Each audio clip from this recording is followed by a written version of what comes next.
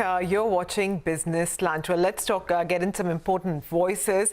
And this is a big exclusive of the day. Morgan Stanley's Ruchir Sharma, in a conversation with my colleague Shireen Bhan, says that India is facing an impossible trilemma of a strict lockdown, higher fiscal spending and lower per capita. Here are this interesting chat.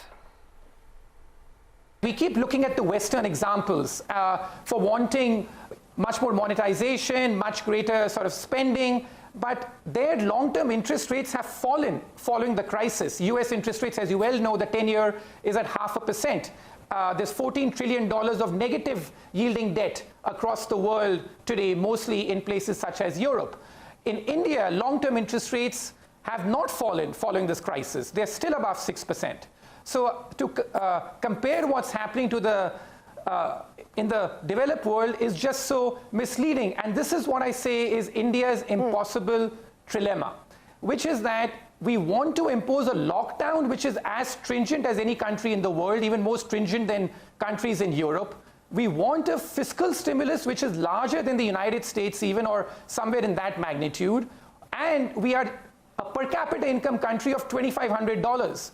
I think that this is what just doesn't square the circle, particularly when your public debt to GDP ratios are already so high to start with. So this is, I think, a very unrealistic expectation, and I think we have to be more modest about where we are, what is our per capita income, and what can we do at this per capita income. And I want to talk about emerging markets in the last decade that we've seen, and what your prognosis is for the road ahead, specifically with respect to India as well.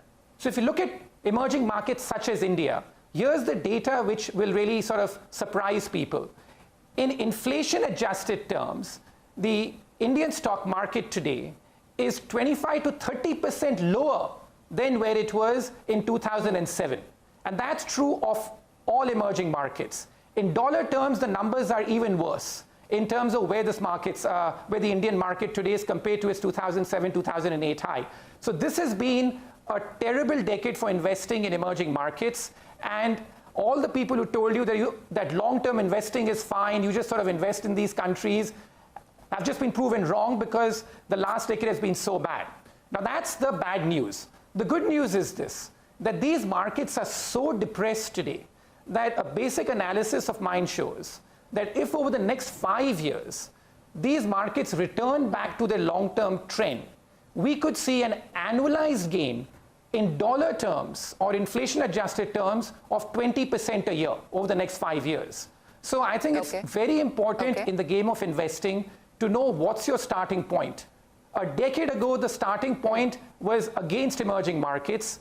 Today, the starting point is in favor of emerging markets, including countries such as India. And assuming this long-term trend is not broken, we could look at annualized returns over the next 5 years if there's a mean reversion out there of 20% or so for emerging markets such as India, which is the kind of return that I'd be more than happy to take. And as a part of the stimulus package announced by the finance minister, a new credit guarantee scheme for NBFCs has been announced that will get liquidity infusion of up to 90,000 crore rupees. We caught up with Keki Mistry, Vice Chairman and CEO at HDFC, to understand how he expects the said measures to impact the industry. If you look at the MIG2 category, then effectively what the scheme says is that for any person whose income is less than 1.5 lakh rupees a month, and who's buying a property of up to 200 square meters and does not own any other house, then on any loan he takes to buy a house, irrespective of the size of the loan, there will be a 3% subsidy that the government provides on a loan amount of up to 1.2 million, that is 12 lakhs. And that subsidy would typically work out to somewhere in the range of 2,20,000 to 2,30,000 rupees approximately. So this scheme has benefited a number of people.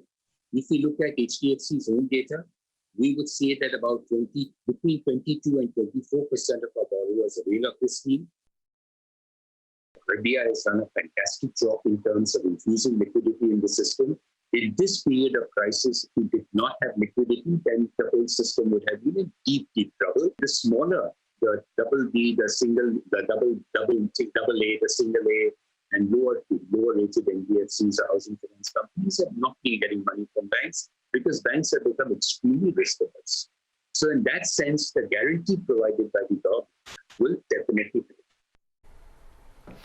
All right, that's a wrap on Business Lunch. Do stay tuned in. Midcap Radar comes up next.